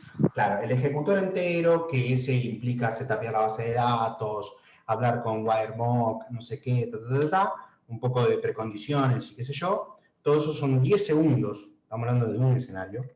Y después sí, en total hay casi unos 30, pero eso, ahí tiene metido también la parte de compilación, building, assembly, despliegue. Entonces, bueno, la última parte, si quieren, de esos 30, menos 10 segundos que tarda el escenario, son unos 20 segundos que se hacen una vez sola, no importa si ejecutes un test o 50. Claro. Pero básicamente lo interesante acá es que un test me dolió 10 segundos, con toda la configuración de prueba completa. Desde el frontend, browser, Selenium, el back for front desplegado en JBoss con máquina virtual, o sea, el test hace todo eso, ¿no? O sea, levanta la infra entera. Sí. Bueno, ahí, este es el... ¿Qué estás corriendo el mismo? No, estoy corriendo el mismo, perdón, sí. No quiero correr el mismo. Ahí. ¿Sí? Ahora vamos a ver la otra demo, ¿sí? Esto es... La es... ejecución de la prueba. Dale. ¿Querés decirlo vos? No, dale vos. Ok, esto es básicamente el mismo test, ¿sí? O sea, el mismo... Se parece mucho la configuración de test en el sentido de que también se drivea desde el front con la aplicación de back desplegada, con base de datos, con casi todo. La única diferencia, que no es menor, es que cambiamos toda la tecnología de implementación a estar mucho más cerca de la superficie de contacto del frontend. O sea, en vez de usar, levantar un Selenium y drivear un browser, esto directamente se levanta toda la ejecución del test en un browser, ¿sí? O sea, todo JavaScript directamente, en vez de ser una implementación Java driveando un browser. Y acá pretende ejecutar exactamente el mismo escenario.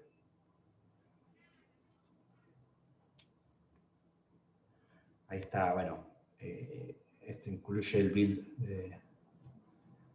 del front, es muy caro, pero es un front grande. Tenemos algunos warnings, no lo miren, no vale. Bien. Bueno, si se fijan ahí, corrió un escenario, mismo escenario, ingreso con usuario y contraseña no accede con usuario inexistente, el mismo Gherkin, el mismo todo, pero estamos hablando de 400 milisegundos, ¿sí? En total, contra 30 segundos para el mismo escenario. Y casi, prácticamente, podríamos estar diciendo que el mismo tipo de significatividad, o sea, como el atributo de esta configuración de test es casi tan confiable como el otro, ¿sí? Sí. Y estamos hablando de, no sé, ¿cuánto es? 20 veces de mejora el test, diría yo, ¿sí? Y además el setup y todo fue más rápido, digamos, ¿sí? ¿No? Solo que se diluye. Y yo agrego una cosa, y lo otro que ocurre con estos tests es que tienen menores puntos únicos de falla, o sea, son más confiables, ¿sí? Están corriendo todos en el mismo browser. En cambio, antes teníamos una máquina virtual Java corriendo Selenium, conectándose a un browser, conectándose a la aplicación. Acá está corriendo todo en el mismo navegador. Las pruebas ejecutan en el mismo espacio donde está desplegada la aplicación, ¿sí? Es el mismo navegador. Está todo en memoria, hay toda una feta de input-output que no existe, que es la de drivear el browser, por ejemplo.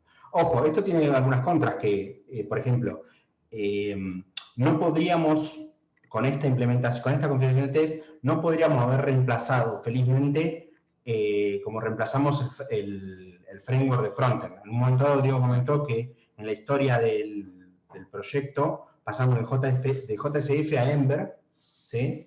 Y casi que los tests no tuvimos que modificarlos porque driveaban un browser. Ahora, estos tests, si bien mucho más rápidos, están mucho más acoplados a la implementación a esta tecnología. Estos tests saben de Ember.js, que es el nuevo framework. Entonces, claro, si nosotros quisiéramos pasar a Angular, básicamente la implementación del test la tenemos que tirar a la basura y volver a escribir. Claro. Entonces, sí, ahora, van rápido, pero están más acoplados también. Exacto. Nuestra recomendación igual global sobre esto es optimicen para la velocidad, no para la reemplazabilidad, digamos, sí, pero si después eventualmente les toca, iba a doler lo otro también. ¿Sí? Sí. La chance de que cambien de framework de frontend es baja. A nosotros nos pasó, pero no es algo habitual. Ahora, la chance de que tenga que correr los tests 80 veces por día para desarrollar es muy alta, digamos. O sea, 15% y no por flexibilidad. Exacto. Bien, entonces acá corremos el último, ¿sí? Sí, contalo vos un segundo, Diego, Dale, que sí. El gato me está rayando la puerta. Ahí vengo. Gracias. Acá hacemos un ejemplo rápido nada más de Java, pero este es un experimento anterior que hicimos, o sea, nos quedamos con el de JS, ¿sí? Pero este es un experimento anterior que hicimos que es interesante porque lo que hace es correr la misma prueba, el mismo escenario de aceptación, pero solamente probando la lógica de dominio de login, no la interfaz de usuario, ni los servicios, ni nada, ¿sí? Bueno, perdón, de nuevo me olvidé de pausar. En los tiempos, fíjense, los tiempos de ejecución son muy buenos. 0.067, ¿sí? Ahora, es más o menos comparable con el tiempo de ejecución o sea, es un poco peor incluso en este caso, con el tiempo de ejecución del stack completo de JavaScript, ¿sí? Esto es porque el stack completo de JavaScript, como dijimos, corre sobre el navegador, no es solo JavaScript corriendo, sino que tiene ahí toda la base nativa del navegador que corre muy rápido, que no es una máquina virtual, es una aplicación nativa en la máquina en la que corre, ¿sí? Pero lo interesante acá es ver, esta tiene una ventaja por sobre las otras, como decía Nacho, siempre pensamos ventajas, desventajas, que es mucho más fácil de debuguear, porque tenés una única tecnología, ¿sí? Es todo Java, estás viendo el código del backend y le podés correr un debugger muy fácilmente viendo el código que ejercita tu test, ¿sí? Pero no nos quedamos mucho con esta. Esta es muy parecida a una prueba unitaria de esa lógica, lo que pasa es que se puede leer con alguien de negocio, ¿sí? Esta no es la que nosotros recomendamos, ni es la que tenemos claro qué impacto tiene en el flujo de trabajo, ¿sí? Pero sí nos gustaba el experimento que hicimos de poder mostrar que la performance cambia mucho. Lo que pasa es que acá mejoramos la performance, pero perdimos mucha significatividad. Entonces, finalmente nos fuimos con la de JavaScript que vimos antes. Ojo, igualmente creo también, pero esto es una sensación, no tengo ningún dato de esto, es que creo que tiene que ver también con la naturaleza del problema que está resolviendo el sistema. Porque, por ejemplo, esto es un canal, ¿sí? Es un home banking, ¿sí? Que básicamente es un gran frontend gigante para toda una batería transaccional que es el core bancario. Entonces, la lógica de dominio que hace el canal, si bien tiene su lógica y sus modelos y sus abstracciones, es más bien, tiene que ver con navegación, con usabilidad, con conducir una transacción compleja o lo que fuere, pero no tiene mucho producto de backend, ¿sí? O sea, básicamente el backend es un pasamano hacia otra API de producto, ¿sí? Claro. Entonces, a lo mejor si nosotros estamos parados en una API más de atrás de producto o en un backend transaccional, este tipo de configuración de pruebas tenga muchísimo más sentido, ¿sí? Así es. Así es. Sí, es muy dependiente del dominio, ¿no? Esto decíamos, dice Nacho, lo dijimos antes cuando decíamos también que el aprendizaje, que las narrativas, o sea, dependen de qué requerimiento vos estás describiendo, qué narrativa te conviene más, ¿sí? Lo mismo que las pruebas de los pactos, por ejemplo, las pruebas de contrato para integraciones son muy buenas para ese dominio, ¿sí? Y no son buenas para este tipo de descripciones, ¿sí?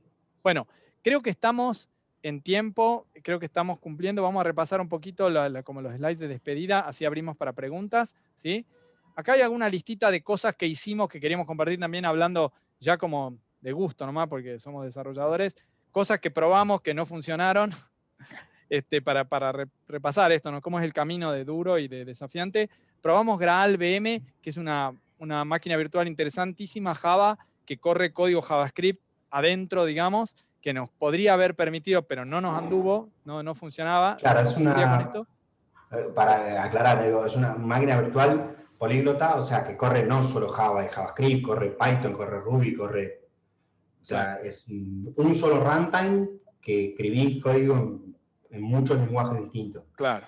Pero no andaba bien para el código JavaScript nativo que necesitábamos, digamos, el código JavaScript que a su vez llamaba código nativo, no nos andaba bien para las librerías que teníamos que usar. Si tuviésemos código JavaScript puro, sin necesidad de un DOM, sin necesidad de un browser, esto por ahí aplicaba bien. Al tener, necesitamos una instancia de DOM para que viva bien nuestra aplicación, y ahí donde se ponía medio complicado, porque para que esto funcione, Graal trae su propio NPM, su propio Node.js, su propia imple de eso, y se pone raro.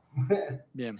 Lo otro que probamos fue Electron JS, que es un framework muy interesante que tiene como implementación nativa abajo, con lo cual es muy rápido, se está usando mucho ahora para hacer frontends de aplicación estilo escritorio con JavaScript. Y de hecho es una oportunidad todavía de optimización sobre lo que tenemos. O sea, podríamos cambiar los drivers que estamos usando nosotros actualmente corriendo, que son el cuarto bullet ese. Nosotros estamos hoy usando Testem sobre Chrome con DevTools, ¿sí? Para eso, o sea, para correr la configuración completa JavaScript, estamos usando ese cuarto bullet con el que nos quedamos. Y en el medio probamos Electron, que también podría ser algo que podríamos volver a incorporar acá para mejorarlo todavía más. Pero, digamos, de nuevo, acá hay un montón de trabajo de hacer andar frameworks, versiones de frameworks, un montón de dependencias, ¿no? Ese tipo de cosas. Bueno, y también probamos hacerlo con Java, porque se puede hacer lo mismo con Java de otra manera, muy interesante, usando JavaFX, que tiene una cosa que creo que se llama WebView, ahora no me acuerdo, le hice yo en ese momento, WebView, que lo que hace es toma de abajo de un toolkit que se llama WebKit, que es con lo que está hecho Safari, si no me acuerdo mal. Es un toolkit nativo de browser, entonces corre muy rápido, pero eso lo podés usar desde Java, usando un adaptador con JavaFX, que es muy interesante.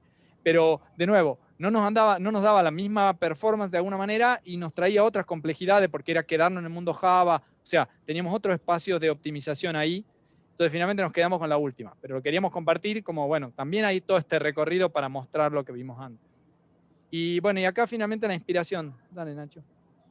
Bueno, un poco, sí, ya lo estuvieron preguntando en el chat anteriormente, pero veníamos muy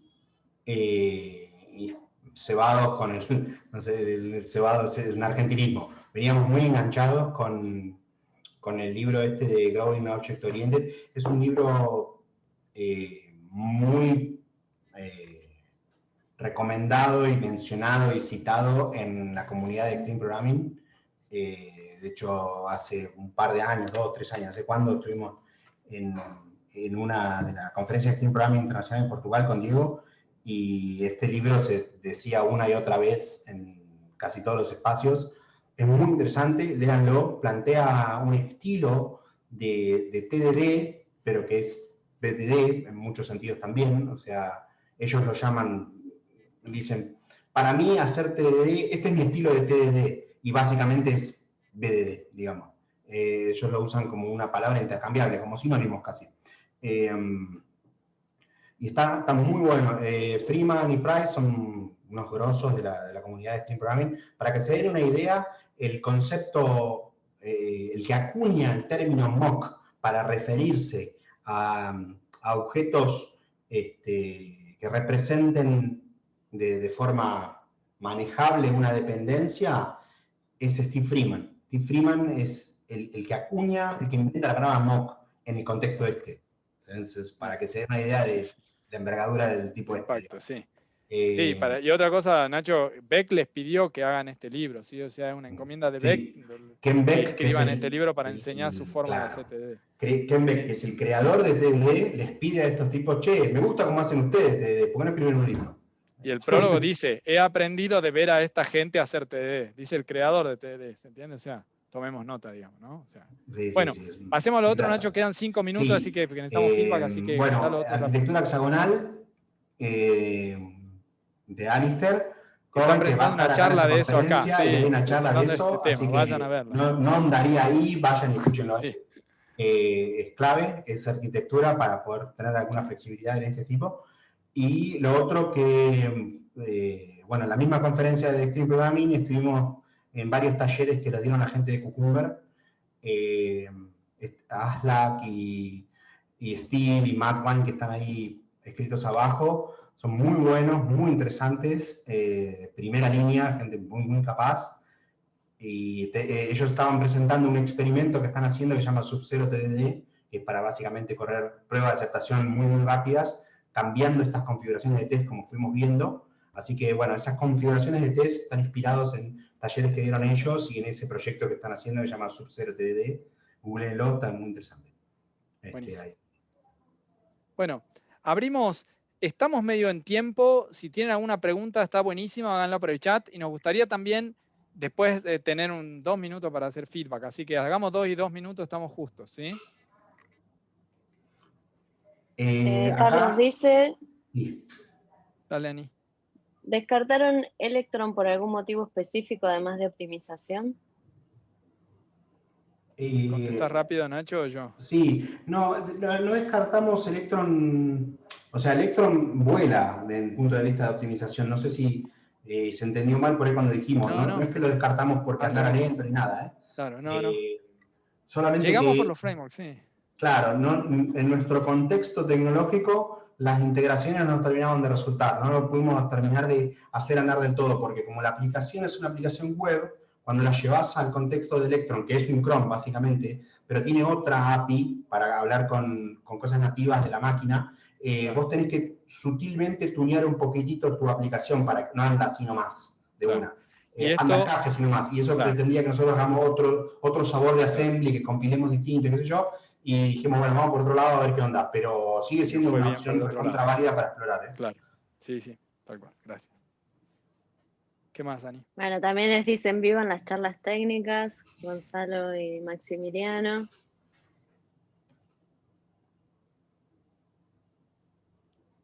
Gracias, Pablito, ahí Pablito también. Ahí hemos aprendido muchísimo de Pablo. Gracias, Pablito, querido, sí. Un compañero. Él fue parte de ese equipo, trabajo, digamos, y le agradecemos mucho. Sí, lo extrañamos un montón. Eso, lo extrañamos mucho, sí. Bueno, ¿algo más? Si no estamos, dale, Pablo. Pablo, ¿decías algo? No, les agradecía a ustedes, no. Gracias. Una vez más. Abrazo, Pablito querido, a distancia. Gracias. Bueno, acá... Carlos, Carlos pregunta. El segundo set de pruebas automatizadas o corridas en un script en el terminal referentes al frontend, ¿se abordaron mediante in-memory data o se realizaron requests y se le pegó al backend por debajo? Sí. Se hacía todo backend, sí, por debajo todo, tenía IO todo. El tercero nomás era solo in-memory, el segundo era todo, como muestra el dibujo, corría todo, ¿sí? La única diferencia, que si querés sí está en memory, es que el test y el frontend vivían en el mismo espacio de memoria, en el mismo browser. Claro, por eso muy rápido. A diferencia de Selenium, que lo ejecuta remoto desde el Java hasta drivear la otra aplicación. O sea, lo que sí estaba en memory es el test y el front. Pero después del front hacia atrás, todo como antes. la API, con request, response, procesos REST, distintos de Linux, todo, ¿sí? O sea, todos servicios distintos de Linux, todo. ¿sí? Gracias. ¿Algo más? ¿Ya estamos? ¿Podemos pedir feedback rápido? Bueno, ¿Sí? parece. Cualquier cosa que después nos escriben ahí, están al principio, están nuestros, bueno, nos pueden contactar en el share, Sí, nos todo, pueden ¿sí? Que está contactar buenísimo. por cualquier lado. Nos escriben y nos cuentan, nos encanta seguir hablando de esto. Al revés, no tenemos que hacer terapia para parar. Vamos al feedback, ¿sí? Por favor, queríamos, si pueden en el chat, regalarlos unas palabras, de qué piensan de esto, ¿sí? ¿Qué les queda? ¿Qué se llevan? ¿Qué sintieron? ¿Qué aprendieron? ¿Qué pensaron? ¿Sí? Muchísimas gracias por hacer posible este momento. Muchísimas gracias a Ágiles. Está Ani acá. Hay muchísima gente que trabajó para hacer este espacio hermoso que tenemos. Así que, gracias precioso por elegir día la charla también. Eso, gracias por elegir esta charla. Había tantas también. charlas buenas, sí. No, gracias a ustedes por proponerlo. Es un evento que se hace gracias a la gente que viene y a la gente que decide postular una sesión. Así que nosotros solo ponemos un andamiaje que esperemos que sea útil. Gracias, Ani. Bueno, ¿quieren compartir en el chat entonces algunas palabritas que les vengan, o una palabra o algún comentario? Nos viene muy bien para Una o dos aprender. palabras, feedback. Y lo que quieran. Aceptamos críticas de la dinámica o de todo, sí. sensaciones sobre la experiencia, lo que fuera. Buenísimo. Sí. Y gracias por quedarse a 2 módulos, ¿no? Hicimos una charla larga, pero queríamos compartir un montón de cosas. Gracias.